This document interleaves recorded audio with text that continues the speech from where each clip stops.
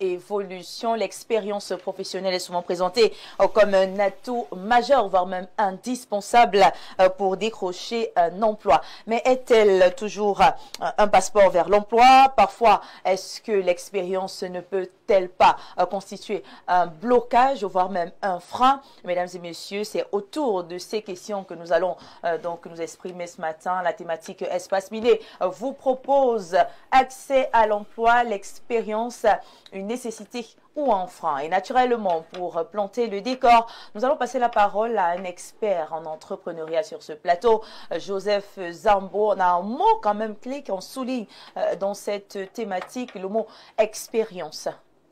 C'est quoi l'expérience? Alors, l'expérience ici dans le milieu professionnel présente une personne diplômée qui a des compétences, mais qui a exercé l'activité d'une manière pratique sur une période donnée, relativement entre 5 et 10 ans. On dit que vous êtes une personne qui a une expérience dans le travail. Et c'est un profil qui est plus ou moins très apprécié par des chefs d'entreprise. Mais la question ici se repose sur deux aspects. L'aspect de la jeunesse et l'aspect des chefs d'entreprise. La jeunesse ici se plaint très souvent du fait qu'on ne les recrute pas par manque d'expérience. Maintenant, c'est une vérité, tout entrepreneur aimerait recruter une personne dont il n'aura plus le temps de tout apprendre, les préalables, les bases.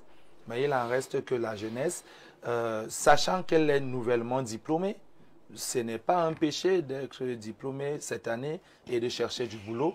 En même temps aussi, ce n'est pas aussi forcément un atout à tellement exhiber si on a eu son diplôme il y a 5 ans.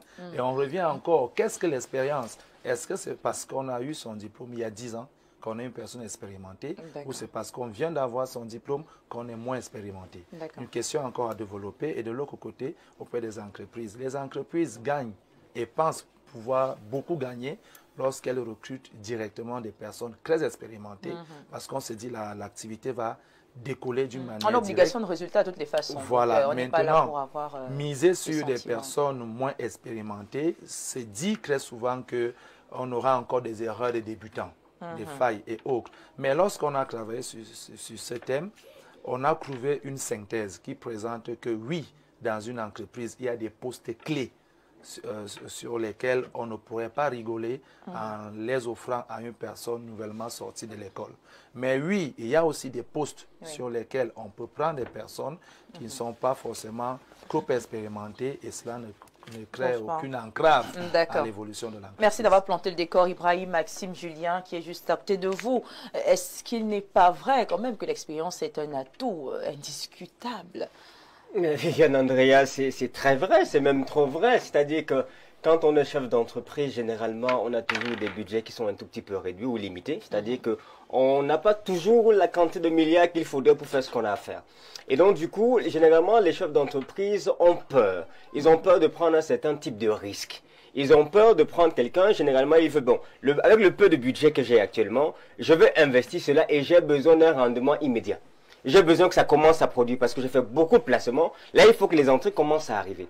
Et donc, c'est cette considération-là qui fait en sorte que, dans leur vision, ils se disent, c'est un peu risqué de prendre quelqu'un qui n'a pas encore fait les erreurs. Parce que l'expérience aussi, c'est que quelqu'un, il est sorti de son centre de formation, il a appris à faire quelque chose de façon pratique parce qu'il n'est pas né avec la chose. Il va faire commettre quelques petites erreurs, on peut y perdre de l'argent, et deuxièmement, l'argent va pas vite entrer, pourtant, moi, j'ai besoin que l'argent entre maintenant. Donc, du coup, il s'est dit, non, vraiment, on va faire 2 ans, 5 ans, 10 ans, 15 années d'expérience. Mais c'est une politique qui a ses limites et je pense qu'on pourra la développer. Mais vraiment, on ne va pas en vouloir un chef d'entreprise parce qu'il cherche des personnes expérimentées. Il ne cherche qu'à sécuriser ses investissements et à avoir des retours immédiats sur ce qu'il a mis comme argent. D'accord. Alors, Clive Keto, vous êtes chef d'entreprise, également d'affaires, donc vous êtes très concerné par la thématique. Est-ce que vous également, il vous arrive de recruter sur la base de l'expérience uniquement?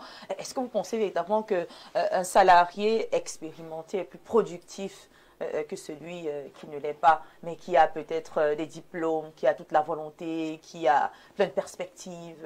Non, non, pour moi personnellement, parce que Ibrahim en face de moi a essayé de donner un peu la caractéristique générique de ce que pensent les entrepreneurs. Mais pour moi, personnellement, je ne regarde pas trop l'expérience. Parce qu'une expérience sans envie c'est une perte de temps. Dépendamment des domaines, si tu prends un employé ou bien un collaborateur, c'est le terme que j'aime le plus utiliser, si tu prends un collaborateur qui est très expérimenté, mais qui n'a pas très envie, à un moment donné, de faire les efforts qu'il faut, bah, son expérience, à ce moment-là, ne lui sert à rien. Donc, moi, je préfère les gens qui ont envie de bosser. Moi, dans la distribution, parce que je suis distributeur de vins et spiritueux, dans la distribution de vins, il faut les gens qui ont envie d'aller bosser. Il faut des gens qui ont envie d'aller à la rencontre des clients, d'aller à la rencontre des points de vente. Il faut des gens qui ont la volonté de sortir les produits. Parce que un vendeur qui a 5 ans d'expérience, qui a vendu pendant 10 ans dans un supermarché ou bien pour un gros distributeur, bah, s'il arrive, il n'a pas forcément envie de vendre de l'alcool. Il n'a pas forcément envie de... Mais il cherche un boulot. Il veut un salaire. Donc, tu vas prendre un gars sur son truc, tu vas voir, j'ai vendu pendant 10 ans dans tel centre commercial, j'ai vendu tel produit, ou des produits même similaires. Parfois, il faut vérifier. Hein. Même si tu vérifies et que c'est vrai, à ce moment-là, lui veut un salaire, il est au chômage. Si tu lui donnes 80 000, 100 000, il prend, il vient. Mais rien ne te dit qu'il a envie d'être appelé vendeur d'alcool dans son quartier. C'est un gars qui aspire à autre chose. Donc, tu es juste une transition pour lui. Tu es une transition pour lui. Donc, si tu te cales juste sur son expérience, tu auras fait un mauvais choix et tu es obligé de payer tous les mois. Donc, tu vas le payer pendant 6, 8, 10 mois, 12 mois. Après, il va partir. Ouais, et ça crée forcément un déséquilibre. D'accord, merci beaucoup d'avoir planté le décor. Mohamed Ali, qui est donc avec nous, il est étudiant. Et voilà, la question que j'aimerais vous poser est celle de savoir, est-ce qu'en tant qu'étudiant, vous avez déjà été confronté à ce genre d'offres d'emploi où on met en avant l'expérience? Qu'est-ce que cela vous a fait? Comment est-ce que cela vous a impacté personnellement? Bon, c'était bien entendu avant que je n'entre à l'école. À chaque fois qu'il fallait déposer un dossier pour être recruté quelque part, on vous faisait savoir que 2 ans d'expérience étaient requises, 3 ans d'expérience. Voire même plus, parfois on dit 5 ans. Voilà. Sauf qu'on se demande où est-ce qu'un jeune diplômé va prendre l'expérience. Qui sort de l'université, d'une faculté, va trouver autant d'expérience. Et c'est un frein. Moi, si je m'en tiens au thème, c'est un frein. Parce que pour nous, cela nous décourage. Cela ne nous permet pas d'accéder facilement à l'emploi. Maintenant, s'il fallait s'arrêter un tout petit peu pour moi sur l'expérience, moi, je voudrais dire ce matin au chef d'entreprise que l'expérience peut être une mauvaise chose. Parfois, des gens vivent dans des entreprises. On se demande si quelqu'un a 5 ans d'expérience, comment il fait pour sortir de cette entreprise et se retrouver en train de chercher de l'emploi. Parfois, c'est à cause de leur comportement. Or, vous avez un jeune qui est comme la pâte. Et vous êtes, vous, le chef d'entreprise, le pâtissier. Vous donnez donc de la forme à la pâte pour produire le pain que vous voulez. Donc, un jeune qui sort de l'école de formation, je pense que c'est un atout pour une entreprise au lieu d'être quelque chose de négatif, parce que vous avez le temps de le recadrer, de le modeler à votre guise pour qu'il puisse produire le résultat escompté. Également, il faut revoir le système. Parce qu'aujourd'hui, vous avez quelqu'un qui se forme, par exemple, en journalisme. Il vient à Info TV, peut-être 2 fois pendant la formation. Il fait 2 mois de formation. En deuxième année, il fait 3 mois de formation. Il a donc 5 mois de pratique aux côtés des professionnels. Et lorsqu'il sort, vous lui demandez encore de l'expérience pour exercer. Donc, vous comprenez que ça veut dire qu'on ne tient pas compte de la pratique qu'il a faite sur le terrain. Pourtant, dans les écoles de formation, la pratique, parfois, c'est 70% et 30% de théorie. Donc, je pense que l'expérience pour nous, les jeunes, les chefs d'entreprise doivent regarder cet aspect de près et de nous prendre également avec nos qualités, nos défauts pour pouvoir avoir le résultat qu'ils attendent. D'accord, merci beaucoup pour votre point de vue, très intéressant, même si quand on se met quand même dans la peau du chef d'entreprise, c'est un peu difficile de penser comme ça. Le chef d'entreprise pense autrement. Lui, il a obligation de résultat, il y a la compétition, il y a la concurrence. Est-ce qu'il va donc se mettre à faire son casting sur la base, je ne sais pas trop, des sentiments? Ce sera quand même un peu difficile, mais c'est un bon point de vue. Pierre Blériot-Niemek, qui par sa sagesse va certainement mieux nous éclairer là-dessus. Est-ce que vous pensez que voilà, l'expérience recherchée par les chefs d'entreprise peut donc être un obstacle à l'embauche? Alors, dans certains domaines, l'expérience est inévitable. Sinon, c'est la seule règle. En général, là où on demande de l'expérience, c'est souvent à des postes. Ce n'est pas dans le recrutement général, mais à des postes précis. Sur ce plateau, lequel d'entre nous accepterait de se faire traiter, de se faire opérer par un jeune neurochirurgien qui n'a pas encore opéré une seule personne et vous serez la première? Personne. En tout cas, pas moi. D'accord. Oui. Vous voyez que ça ne motive personne, même si on dit qu'il est le major de la promotion. Puisqu'il n'avait déjà opéré personne, on parle bien de neurochirurgie. À côté d'un vieux qui a opéré même des gens qui sont morts aussi. Mais il opère tout le temps. On a quand même l'impression. Et tout le monde n'est pas mort. Et tout le monde n'est pas mort. Donc, si on vous demande de choisir, vous allez dire non, que le vieux, c'est mon frère. Le jeune là, qu'il commence, je ne sais pas. Je ne vais pas quand même servir d'exemple. Je ne sais pas moi le cobaye. Il y a donc des postes comme ça, Oui. où on ne peut pas mettre quelqu'un qui... Et je vais vous dire autre chose, parce que moi, je gère des structures. Quand un chef d'entreprise vous dit qu'il veut que vous ayez 10 ans d'expérience, il ne vous dit pas tout. Il ne vous dit pas tout. Il ne veut pas que vous ayez des problèmes de loyer. Il ne veut pas que vous ayez des problèmes de vêtements. Le transport. De transport. Vous comprenez ça? Alors, vous êtes jeune, brillant, son entreprise, il la met sur pied, il a besoin d'un collaborateur, comme on dit. D'accord? Oui, donc vraiment, si vous en êtes encore à dire que mes enfants n'ont pas mangé, je suis dans ma chambre, le bail. Ce n'est pas l'agent de transport. Effectivement, vous allez faire tomber la structure. Oui. Il veut quelqu'un qui a déjà assis un certain nombre de choses, qui comprend, qui a la vision du projet et qui sait qu'on va gagner ensemble. À certains postes, ça ne peut être que cela. Si vous prenez quelqu'un qui a des problèmes digestifs, il va être un obstacle. En effet. Et même pour les mariages, quand vous commencez à voir grand, il y a des femmes qu'il ne faut pas épouser. Bien sûr. Des femmes sans expérience? Non, sans expérience. Non, il y a des... Je voulais me rassurer. Oui, effectivement, une certaine expérience, une certaine vision de la vie. Si elle en est encore à un iPhone, elle va vous retarder. Elle est sortie. Donc, ça, c'est important. Maintenant, l'expérience peut être un danger aussi. Il y a des gens qui, à des postes, par exemple, de gestion financière, ont développé l'expérience du vol. C'est-à-dire que lui, il sait comment faire. Il sait comment. Il sait trouver les failles. Voilà, il sait comment. Vous faites dans les vins. Le gars est capable d'aller prendre ses vins ailleurs. Il fait des choses, il vend sa part. Tu crois que c'est ta part qu'il vend? Les bouteilles ne sortent jamais. Ton stock ne finit pas. Voilà, par exemple, en hôtellerie, le gars qui gère le bar là, toi tu vois le bar est toujours plein, il y a les clients, tu dis, les boivent quoi? Les clients s'ils boivent quoi? C'est l'expérience. Le genou a besoin de prouver en attendant qu'on le corrompe. Donc c'est un... Il faut le dire pour nous résumer, à certains postes, pour certaines ambitions, que le jeune apprenne. Et le journaliste, ou le communicateur, il a indiqué quelque chose. Vous savez, l'intelligence peut compenser l'expérience. L'intelligence, c'est aussi la capacité d'adaptation. On vous met dans une structure et en peu de temps, vous démontrez que vous pouvez très rapidement vous adapter, que vous avez des performances. Vous voulez être rédacteur en chef. Vous allez être rédacteur en chef devant des vieux journalistes rompu? Non. Mais si on se rend très vite compte que mais vous écrivez très bien, vous parlez très bien, vous tenez bien le micro, on aura tendance à vous donner les tâches. Voilà, parce que votre intelligence va sortir du lot. Maintenant, si vous êtes quelqu'un de moyen, vraiment, ne venez pas déranger les gens, on est jeunes. Jeunesse, ce n'est pas un programme. On vous met là, vous apprenez.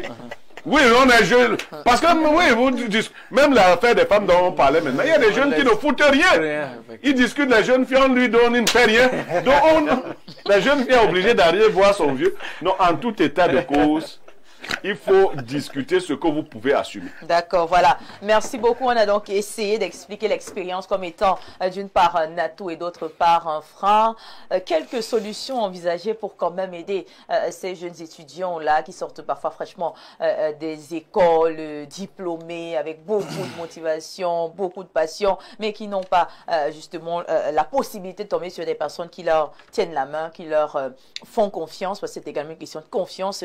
Un chef d'entreprise qui a peur, qui se dit qu'est-ce qu'il va m'apporter. Et donc voilà quelques solutions envisagées. Ce matin, on peut parler des stages, de bénévolat, je sais pas, des formations pré-emploi, en tout cas quelques alternatives de solutions face à ce problème lié à cet excès d'expérience que réclament, n'est-ce pas, les chefs d'entreprise. Oui, bon, moi je pense que premièrement, les chefs d'entreprise doivent savoir qu'ils ne sont pas des directeurs en ressources humaines. Parce que il faut avoir aussi une certaine compréhension en fait de l'univers que vous vous trouvez, même pour maîtriser l'aspect même des recrutements. Parce que ce n'est pas parce qu'on est chef d'entreprise qu'on maîtrise comment est-ce que doit procéder les recrutements.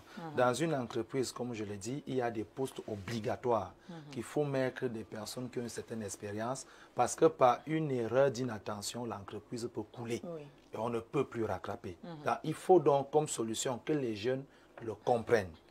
On ne se lève pas un matin sorti de l'école hier, on veut être chef de département. On veut être directeur général. Cadre. Oui, mais quand je dis chef de département, il y a des postes on de est même en direction. Afrique, hein, il faut préciser pour vous les jeunes. Quelquefois, on peut te mettre à un poste qui te tue et qui finit ta carrière. Oui, oui, oui. Il faut avoir la patience. Tellement les enjeux sont importants. Voilà, Oui. donc il ne faut pas trop discuter les postes d'avant-garde. Vous partez des... Je prends l'exemple un peu de l'entreprise du Grand Frère fait dans les vins. La comptabilité, forcément de rigueur. C'est une histoire de beaucoup de bouteilles. Mais vous êtes sorti de l'école hier. Vous venez faire une petite erreur fiscale, je ne sais pas quoi. Mais le monsieur est dans des problèmes que se relever, c'est compliqué. Donc, obligé, il va mettre une personne d'expérience. Oui, vole-moi. Mais je suis convaincu que mon entreprise ne va pas mourir à cause d'une erreur. La deuxième chose, les jeunes ont ce problème, c'est qu'ils pensent qu'être trop diplômé, être premier de la classe, ils regardent les salaires sur Internet. Donc, être infographe dans une entreprise, le salaire, c'est 250 000. Et il est oui, ce que peut dire Internet, vous voyez. Et lorsque lui vient de demander la mauvaise information. Pour la première fois. Parce que la bonne question, c'est qu'est-ce que tu penses qu'on peut te payer? Tu dis que bon, on peut commencer à 250 000. Prévision salariale. Oui, prévision salariale. On peut commencer à 250 000. Et ça, c'est parce que il est sorti les grands frères hier. ne disent pas aussi la vérité. Bon, c'est pour ça donc, comme le grand frère M. Niamek a dit, il est donc question que les jeunes apprennent d'abord à apprendre, qu'ils acceptent que dans une entreprise, il faut commencer donc par des stages. Il y a beaucoup de types de stages. Stages académiques. Il y a les stages à apprentissage même. Stage de perfectionnement. Oui, il y a les stages de perfectionnement, il y a les stages pré-embauche, il y a des stages professionnels, il y a des stages académiques. À chaque étape de la connaissance ou de la vie, il y a un stage qui donne avec cet environnement. Et à partir de là aussi, il y a ce qu'on appelle les mentorats dans des entreprises. Si par exemple, vous êtes jeune comptable ou bien programmeur junior, et vous trouvez qu'il y a un programmeur qui est là, qui a 10 ans d'expérience, acceptez qu'il soit votre mentor, qui vous tienne la main, qui vous présente comment l'activité fonctionne. Parce qu'il y a ce qu'on ne va jamais vous apprendre à l'école. Il y a ce qu'on apprend sur le terrain. D'accord. C'est bon. Voilà, merci beaucoup. Ibrahim, comment favoriser donc l'accès à l'emploi pour ces jeunes sans expérience? Alors, c'est le PDG qui emploie les jeunes, donc c'est avec eux que je vais m'adresser en leur racontant une petite histoire. Parce que ne pas investir sur le potentiel de la jeunesse, c'est quelque part biaiser le potentiel de votre entreprise. Soit ça en rassurer. Il y a cet adage de sage qui dit « si jeunesse savait, si vieillesse pouvait ». Comme pour dire que vieillesse sait des choses de par l'expérience et le temps qu'elle a accumulé. Mais elle est vieille, elle n'a plus de force, elle ne peut pas faire quelque chose. Par contre, jeunesse, si elle est encore jeune, elle peut faire plein de choses, mais elle ne sait pas grand-chose. Ce qu'il faut donc, c'est pouvoir, comme Blériot le disait, à des postes clés, maintenir des expériences à surmonter, mais mettre de la nouvelle énergie. Parce que c'est la nouvelle énergie qui apporte le dynamisme, c'est la nouvelle énergie qui vient pour prouver, qui veut démontrer quelque chose, qui va chercher à être créative, qui va vouloir démontrer qu'elle est en train d'évoluer. Je vais sortir, parce qu'on n'a pas beaucoup de temps aujourd'hui, avec cette petite histoire que j'ai lue un jour d'un chef d'entreprise qui a recruté un jeune homme. Le jeune homme est arrivé et puis une année, 2 années plus tard, et on l'a nommé chef de département. C'est-à-dire qu'il y avait un monsieur qui gérait cette direction commerciale-là. Il avait déjà passé 15 ans dans cette direction. Après, il y a quelqu'un qui venait d'entrer, ça faisait 6 mois. Une jeune recrue qui venait de sortir de l'école.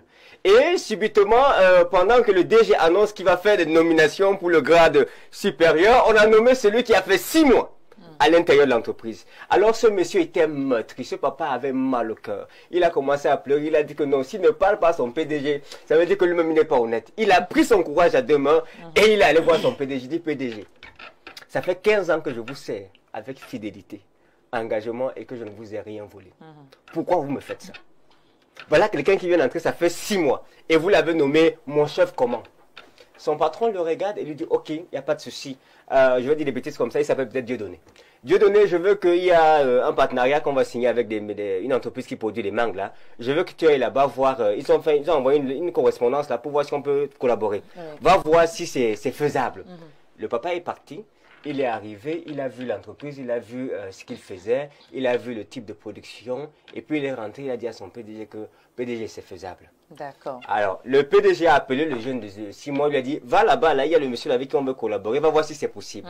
Le monsieur est parti, il a pris les informations, il a sorti les détails, le niveau de production, les quotas qu'on peut gagner, le marché qu'on peut saisir, il a fait sortir tout un document avec des rapports, et il est arrivé. Le PDG a fait asseoir le monsieur qui avait 17 ans, et le jeune homme là pour lui dire, ok, présente-moi, tu es allé là-bas, qu'est-ce qui se peut passer? Le gars a donné tellement de détails, de précisions. Si on va avec, voilà ce qu'on peut gagner, voilà ce qu'on va perdre. On peut avoir une marge de tel. Si on investit au capital de ceci, voilà ce qui va se repasser. Le vieux lui m'a regardé la créativité.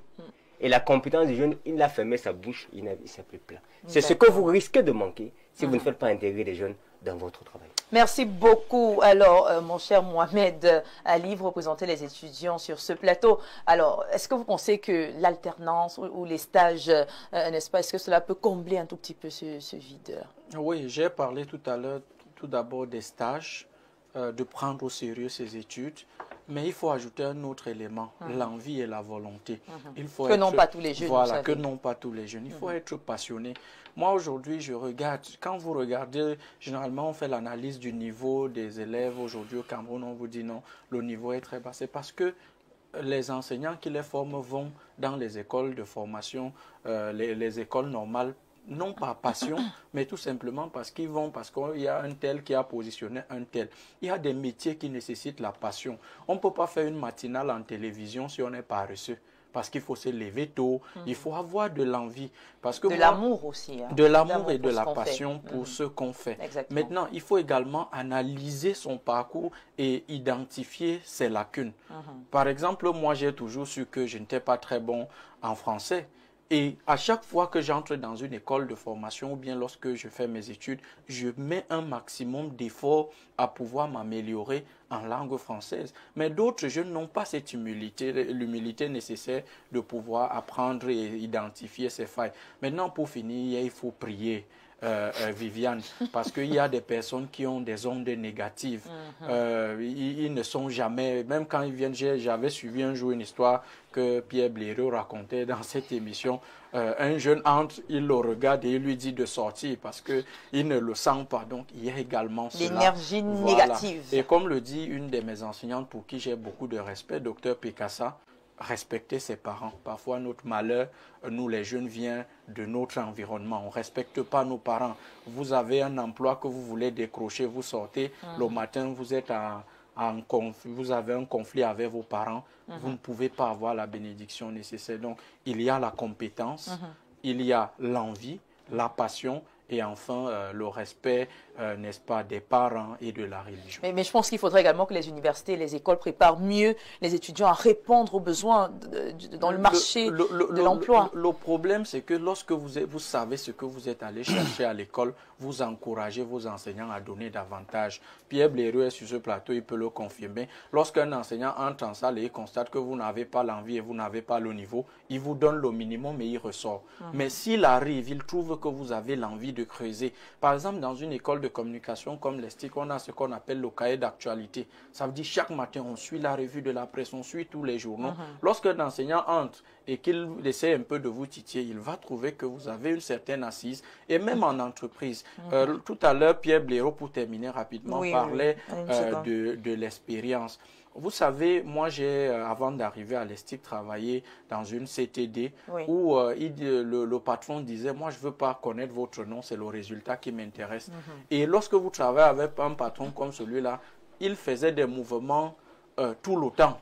Ça veut dire que si vous donne 6 mois, vous n'êtes pas apte à gérer ce poste-là, il vous change et il met quelqu'un d'autre. Et le résultat arrivé, vous étiez obligé de vous actualiser, de vous mettre à jour pour pouvoir être convaincant. Nous, les jeunes, nous devons les aînés qui ont de l'expérience ne vont pas nous céder la place. Merci beaucoup, mais mon il faut cher. que nous puissions arracher. Merci Mohamed. Clive Keto qui certainement a également son mot à dire. Comment est-ce que la diversité des expériences voilà, peut également stimuler une innovation au niveau des entreprises? Parce que peut-être c'est parce que les jeunes se forment uniquement dans un domaine précis et se disent ce n'est que dans ce domaine que je dois réussir. Par exemple, moi j'ai un master en droit privé à l'Université de Yaoundé de soi, mais je suis aujourd'hui journaliste, modératrice, présentatrice télévision. Est-ce qu'à un moment donné, il ne faudrait pas que les jeunes apprennent à apprendre un peu de tout, voilà, tant qu'il y a la possibilité de se former au maximum? Non, mais il faut dire que c'est important en entreprise et même dans l'environnement économique qu'on veut construire au Cameroun. C'est important d'être spécialisé et d'avoir des formations professionnalisées.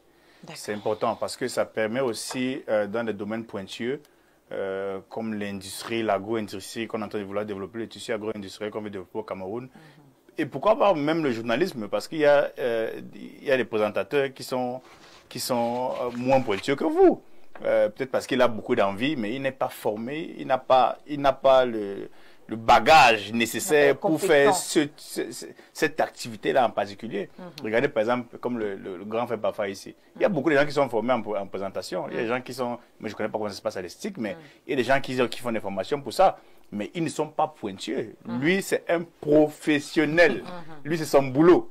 Donc, quand un professionnel fait un travail, voilà, lui, quand un professionnel fait un travail, il y a toujours une différence entre quelqu'un qui est formé pour ça et quelqu'un qui a juste appris ça parce qu'il aimait ça. C'est vrai, l'amour. Donc, il n'a pas appris, il s'est lancé dans ça. Il s'est juste lancé comme ça, voilà. La passion. Voilà, donc c'est très important. Maintenant, à côté de ça, il faut dire que c'est bien aussi d'être polyvalent.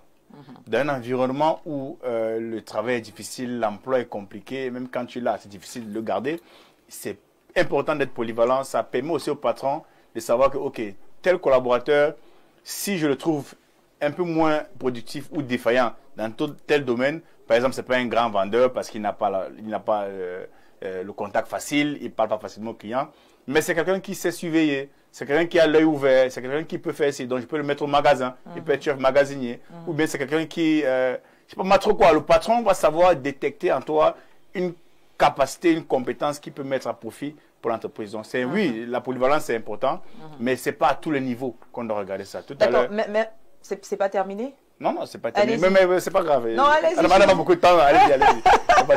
Pardon, pardon. Alors, Pierre Blériot-Niemek, est-ce que vous avez donc une solution que vous proposez aux chefs d'entreprise comme alternative? Ça veut dire à côté de l'expérience, qu'est-ce qu'on peut proposer pour essayer quand même Monsieur Zambo vous a dit que c'est pas le chef, c'est le directeur des ressources humaines qui est le conseiller. Alors, ce qu'on ne sait pas, c'est que vous êtes le directeur des ressources humaines d'Info Télévision. Non, c'est... Bon, j'annonce déjà à ce jeune qu'il représente très bien les STIC. Exactement.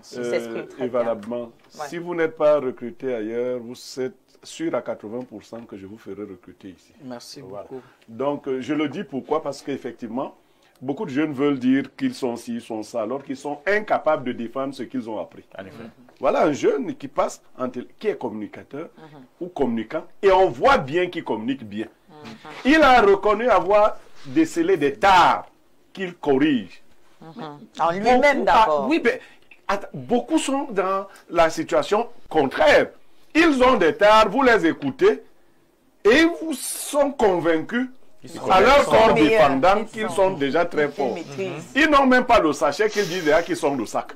Donc, parfois ils sont les fûts. Voilà. Ils passent même les voilà, sacs. ils disent que non, comment on dit que parfait c'est le sac, moi je suis le conteneur. Non, on ne se donne pas des noms comme ça. Il faut avoir cette humilité de travailler et de s'améliorer progressivement. Maintenant, les employeurs, ils veulent faire du bénéfice. Qu'est-ce que tu m'apportes? Et il vient de dire, si je t'ai pris pour tel poste et que tu n'es pas performant, est-ce que j'ai décelé en toi d'autres qualités qui pourraient servir dans la même entreprise? On peut t'envoyer dans un autre secteur. Toi-même, tu peux croire que tu étais venu. Viviane a fait des études en droit. Aujourd'hui, elle n'est pas mauvaise présentatrice. Voilà. Donc, la passion a ce site particulier qu'elle ajoute à l'intelligence les effets du professionnalisme. Est-ce que vous êtes passionné? Beaucoup l'ont dit ici. Et quand on est passionné, ce n'est pas de simples mots. Vous voyez les métiers des gens, vous croyez que c'est facile. Il faut pas. Viviane ne dort plus depuis qu'elle a Espace Miné. Parce qu'elle a vu. Oui, je vous révèle ça. Laissez-moi vous dire que je compose tous les jours. J'ai l'impression que. Voilà. Elle était dans l'animation simple. Depuis qu'elle a Espace Miné. Si mes femmes ne savaient pas que c'est ma petite soeur, on s'écrit jusqu'à 2 heures de la nuit. Grand frère. Oui. Effectivement. Elle se rend donc compte, quand elle m'écrit à 2 heures, je suis en train de réagir. Mais comment on le fait? Si vous aimez trop le sommeil, vous serez pauvre. C'est tout. Parce que les jeunes aussi disent qu'ils sont jeunes, mais ils dorment 12 heures de temps par jour. Tu te demandes comment on fait pour dormir 12 heures et vouloir devenir quelqu'un. Donc, il faut vous priver de beaucoup de choses si vous voulez réussir. Voilà. Merci beaucoup pour ces différents avis. Je voudrais également ajouter rapidement que c'est la fin de l'émission. Nos écoles doivent également intégrer le fait qu'au-delà du savoir-faire, elles doivent doter les apprenants du savoir-être. Aujourd'hui, à l'ESTIC, le challenge, je me fais le porte-parole de ce nouveau système instauré par professeur François-Marc Modjoum, c'est que tout se voit d'abord à travers le vestimentaire. Vous ne pouvez pas aller dans une école de formation, vous êtes mal vêtu, vous vous comportez mal. Même si on prend quelques connaissances, on met dans votre tête, sachez que sur le terrain, vous n'allez pas vous en sortir. D'accord, donc il faut que les écoles puissent, au-delà du savoir-faire, doter des apprenants du savoir-être. C'est très important. Et pour nous autres, nous disons merci à notre directeur, professeur François-Marc Modjoum. D'accord, voilà. Merci beaucoup. Merci à tous les invités. Quelqu'un? Oh, Ibrahim, non. Ibrahim. J'aurais fait une dernière interpellation pour l'État. C'est-à-dire que l'État doit mettre un mécanisme qui favorise l'emploi parce qu'il en va de l'enjeu du potentiel économique du Cameroun. C'est clair. S'il y a des jeunes qui sont diplômés, ils ont des compétences et qu'ils se retrouvent à ne pas avoir de travail, à faire du stage ici gratuit, des petits jobs, vous avez bêté tout le potentiel que cette jeunesse peut apporter à l'économie. Donc mettez sur pied un système, réduisez même les impôts des entreprises qui prennent des personnes qui n'ont pas d'expérience, mettez un cadre qui permet en sorte que ce potentiel puisse servir à quelque chose. Sinon c'est un investissement avant. Le système c'est nous, Ibrahim, les entrepreneurs. D'accord, merci beaucoup. On a plus assez de temps, on a quand même quelques personnes qui ont réagi concernant la thématique. Je vais prendre 2 messages. Bonjour à la priante Andrea, s'il vous plaît, dites voilà à monsieur Ngemek. Non, on va pas changer de sujet. D'accord, ça Samuel et toi, quoi, il voit avec on dit que les gens ont d'expérience. Voilà de l'expérience. D'accord, je prends ce message. Bonjour Viviane de Prince Aimé, sacré Blériot et bonne analyse pour le thème. Il faut trouver le juste milieu entre l'expérience, motivation et aspiration. Certains expérimentés se prennent pour des sabitou et pensent souvent que l'entreprise est pour eux. Je pense que la vision d'entreprise, voilà, définit tout. Par exemple, certaines entreprises naissent juste pour nuire aux autres, Du coup, ils n'ont pas besoin des professionnels expérimentés. Et dit Paula. Donc, mais oui. Les chefs d'entreprise doivent accompagner les jeunes dans leur insertion à travers les stages. Signé Ferdinand Atangana depuis Ebolova. Salutations Espace Miné. L'accès à l'emploi, expérience est dans la majorité des cas une nécessité. Pour faciliter la chose, certaines organisations, lorsqu'un ou plusieurs postes sont en voie d'être pourvus, peuvent employer un novice formé qui va se frotter à la réalité de l'emploi en question. Le moment venu, son intégration ne demandera plus l'expérience en année requise sur papier et l'entreprise aura moins besoin de dépenser pour renforcer ses capacités. C'est déjà une parade dans beaucoup d'ONG et programmes. Bertrand qui nous écrit depuis Marois. Voilà, ce sera le dernier message pour ce jour.